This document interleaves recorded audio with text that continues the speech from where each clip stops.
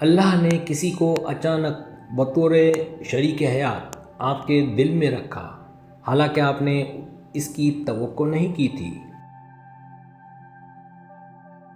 جب ہم کہتے ہیں کہ اللہ نے اچانک کسی کو آپ کے دل میں اس طرح رکھا کہ وہ آپ کا شریک حیات بن سکے، حالانکہ آپ نے اس کی توقع نہیں کی تھی، تو یہ ایک ایسی کیفیت اور تجربے کی طرف اشارہ کر رہا ہے جو زندگی میں اچانک آتا ہے اور جو آپ کی تقدیر کا حصہ بن جاتا ہے۔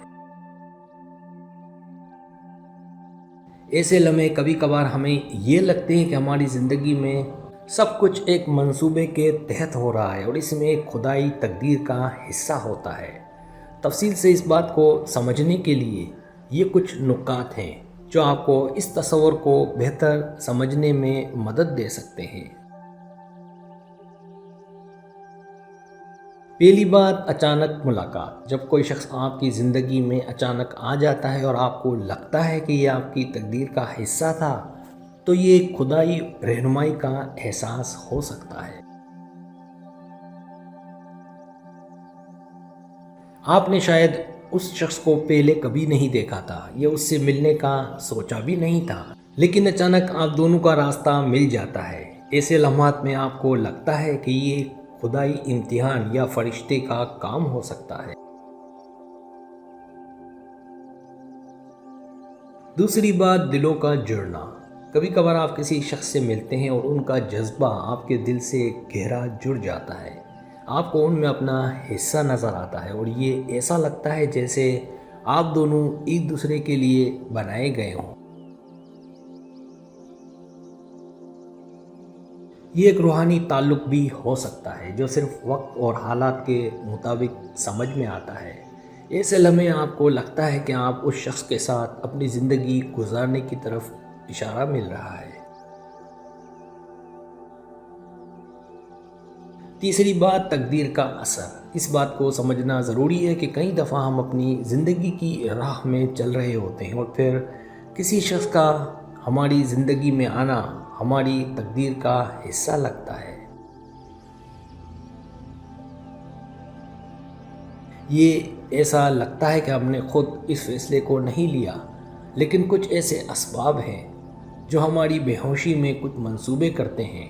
خدائی رہنمائی کے ذریعے آپ کو ایک راستہ دکھائی دیتا ہے جو آپ کے لیے بہترین ہو۔ چوتھی بات، آپ کے لیے ایک نیا سفر۔ جب اللہ کسی کو ہماری زندگی میں بھیجتا ہے تو وہ ہماری روحانیت اور عقل سے اس شخص کے لیے ہمارے دل کو کھول دیتا ہے۔ یہ ایک نئی جدوجہد شروع کرنے کا وقت ہوتا ہے جس میں آپ دونوں ایک دوسرے کو سمجھنے لگتے ہیں، ایک دوسرے کے جذبات کو محسوس کرتے ہیں اور ایک دوسرے کے لیے اپنی زندگی میں جگہ بنا لیتے ہیں۔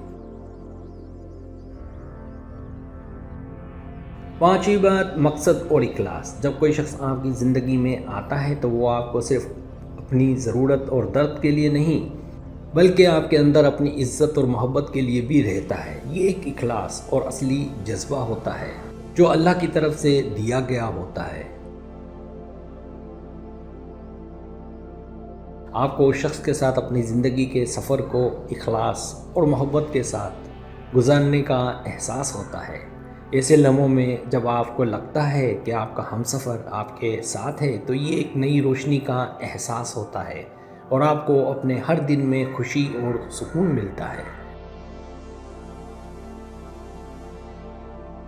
ہر راستہ جو آپ دونوں ساتھ چلتے ہیں وہ اللہ کی رہنمائی کے ذریعے ہوتا ہے۔ اگر آپ اس تجربے کا سامنا کر رہے ہیں تو شاید یہ وقت ہے کہ آپ اپنے جذبات اور اپنی زندگی کے سفر پر نظر ڈالیں اور اللہ کا شکر ادا کریں کہ وہ آپ کو ایسے لمحے دے رہا ہے۔ کیا آپ اس بات سے کسی طور پر تعلق رکھتے ہیں؟